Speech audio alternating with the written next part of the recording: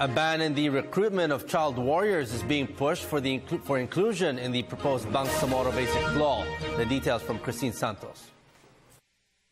The Philippine Legislative Commission on Population Development said the recruitment of child combatants should be banned in the creation of the Bangsamoro entity, which should be included in the provisions of the Bangsamoro Basic Law.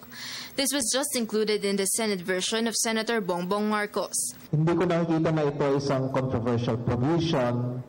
Ang aking pangamba lang is dahil sa napakaraming usapin na ngayon tungkol sa Bangsamoro, baka makaligtaan yung karapatan ng mga bata. Tulungan ang ating mga kabataan, protect mga kabataan naiipit at tinatamaan ng digmaan. Most of the child combatants were from a less fortunate family. Engaging them in war removed their rights to enjoy their youth and usually result in family feuds. Sana na itong proposed Bangsamoro Basic Law ay siyang daan ng pagbabago sa kanilang buhay. Since the Mamasapano tragedy and the encounter between the MILF and the BIFF, child combatants have rose in number.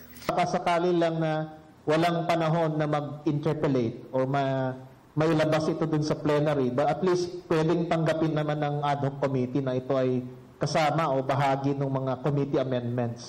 Meanwhile, Bagilat believes the BBL talks will not push through due to the upcoming elections.